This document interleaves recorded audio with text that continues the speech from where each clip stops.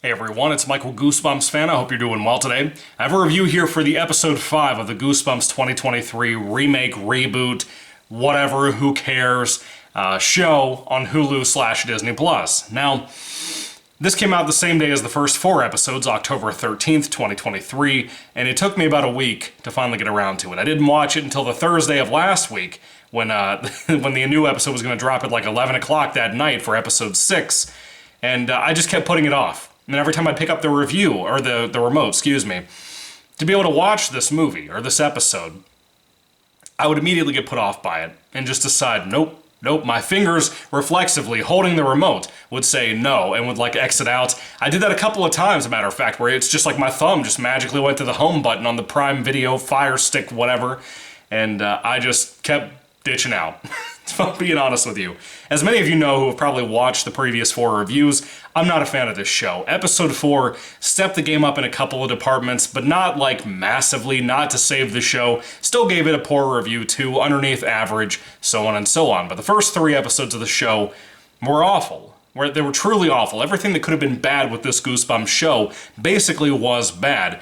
And that carried on into this episode as well. Episode 5 is called Reader Beware, and again, took me a week to get to it, even though we got the first 5 episodes of this season on Hulu and Disney Plus in one go. Now, what's Reader Beware about? Reader Beware essentially is about Margot this time around, one of the most boring characters on the show. I actually thought at one point that she and Isabella were the same character because I just could not care less about the people I was watching on the show because everybody's bored to death. No one has any of the stuff in the script to really work with because the writing is so subpar. And again, a lot of people are starting to see what I was talking about. I swear to God, this is written by AI. This episode shows that more and more. Where do I even start with this episode? This episode, even though it's focused on Margot, it's not really dedicated to like a monster story. Not really. It's kind of like, once again, it seems like every episode being 40-45 minutes, they're all kind of split in half into 2 weird subplot things, like a lot of TV shows, but in a very messy way for this particular series, in my opinion. First and foremost, the shots, the cheapness feel of it, all of that's there. It's all present, and it's boring as hell. It's just a boring show almost every episode except for pieces of episode 4. Now, in the previous episode, we found out a couple of things. First and foremost, we know that Lucas, the main character of that episode, who is probably my favorite character of the show, even though there's not much for him to work with, this actor is trying to pull it off and make it fun to watch Lucas do things. Lucas is in this episode quite a bit, at least for the first half or so of the show, and he teams up with Margot this time around. Now that the Go Eat Worms saga happened, he and Margot kind of half and half at the same time. Lucas's mom decided to tell law enforcement the truth about that and tell them they got attacked by a bunch of worms. They came downhill, they trapped him in a factory, Evil Dead rised the worms, if you will, and the cops lock her up in an asylum. Yeah, that's how we start this episode. Lucas' mom is in an asylum, and the man that's cheating on his wife with Lucas' mom, you know, the counselor guy from school, Margot's dad, whatever you want to call him, he invites, because of Margot, Lucas to come live with them for a little bit, so Lucas does.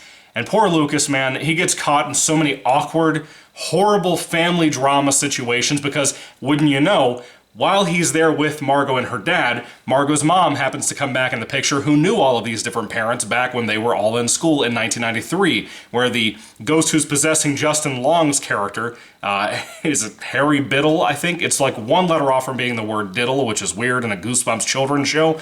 But he... they were all like... They all had some kind of association to Harold Biddle, whatever the kid's name is, that died in the house fire from the first episode of the series.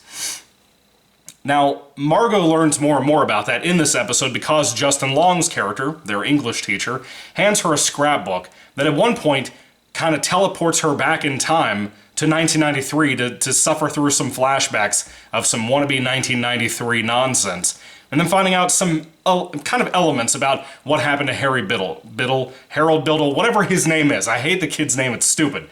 Again, feels like AI writing, because a lot of writers don't come up with good names anymore, but I feel like computers would come up with that kind of name for a character.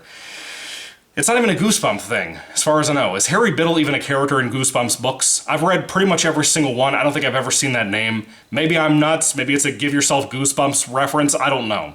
Anyway, who cares? Who cares about this stupid, boring show? Let me tell you, episode 1, 2, and 3 were really insulting. Episode 4 was very mismatched, kind of wishy-washy. This episode might be probably the most boring out of all of them. It's right there with episode 1 as being one of the most boring, kind of sloppily put together episodes. But it's trying to do some things, but really not getting very far with them. This whole show feels like it's spinning its wheels every episode, including episode 6, the one where they introduce Slappy, which I'll review next also. It feels like the show just never really knows what direction it wants to go for. And if this happened to be saved by the finale of the show this season, I would be shocked. I really would, because I just don't see it happening. I just don't see any momentum building on the series, and we're over halfway through. We were halfway through on premiere day when they put out these first 5 episodes. If I don't feel any momentum now, halfway through what could be the only season of this piece of crap series, well, I don't think it's coming, is what I would say. Now we have episode 6, nothing changed there. I just feel like this whole thing sucks. I'm sorry, it's not Goosebumps. And I keep saying that. I'm not going to harp on that too much on this episode review. But I couldn't care less, man.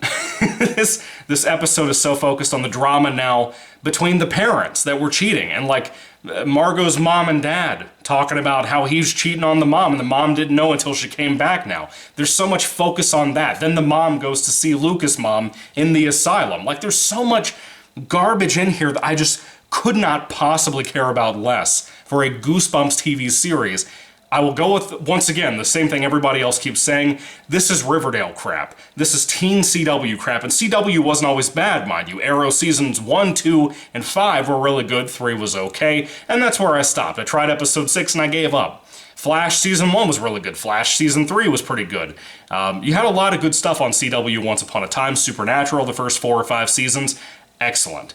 Excellent stuff. But we're talking modern CW. That's what this feels like a lot of the time. And this is no different. This episode is so forgettable, and it may possibly also be the most forgettable episode of the entire season so far. As much as I hate episode 1, 2, and 3, at least this is forgettable. Like, it took me a lot to remember today, like 3 days, 4 days, whatever it's been since I watched the episode, the day of Thursday last week when episode 6 came out. I tried my best to remember what happened here, and I just couldn't.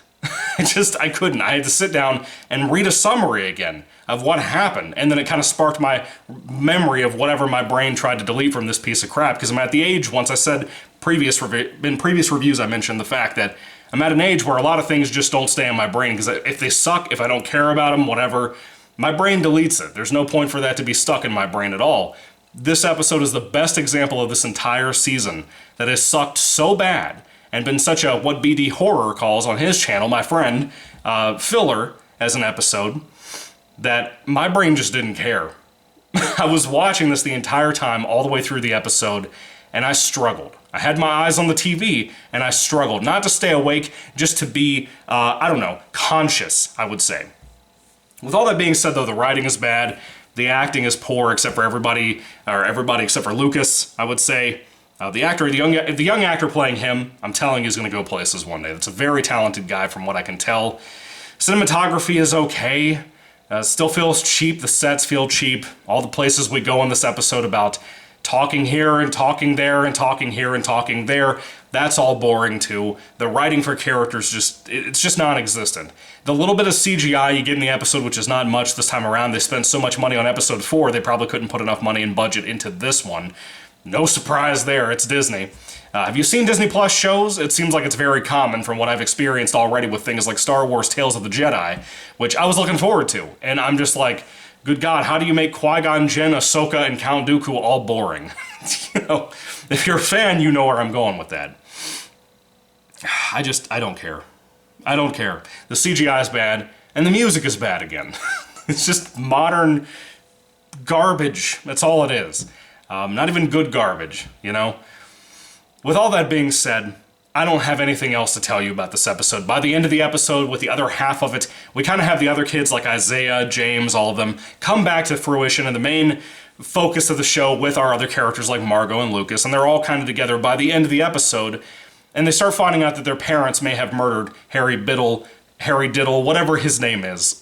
And then that leads us in episode 6, which is another spin the wheels episode, but at least it does something in there. It may very well be the best episode of the season. Episode 5, however, could be the most forgettable and possibly the worst episode of the season. I don't know. Episode 1 was so bad. Episode 2 was so offensive. Episode 3 was a Groundhog Day episode, which was boring and stupid to me. Everything has been crap.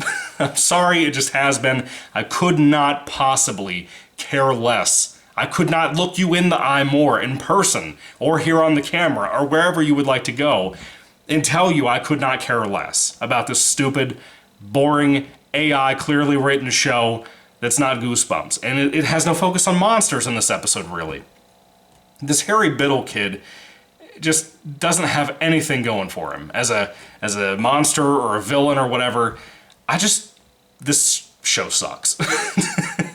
If I had to rate episode 5, Reader Beware, of the Goosebumps 2023 remake, whatever it's called, on a 5-star basis, I'd give it like a 1 out of 5 stars. This episode sucks, and to be such a downgrade from episode 4 being fairly decent, being mildly okay, being a small improvement over the previous bad episodes, I still only gave that one a 2 out of 5 stars. This one's a 1 out of 5. I can't go any further. It's bad, it sucks, and now I'll finally go ahead and end this review so I can go ahead and review episode 6 and be caught up for episode 7 at the end of the week.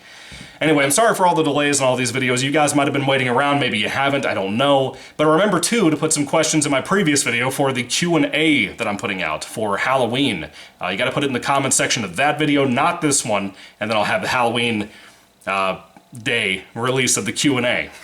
Anyway, thank you all for watching, guys. God bless you all. Happy Halloween, and goodbye.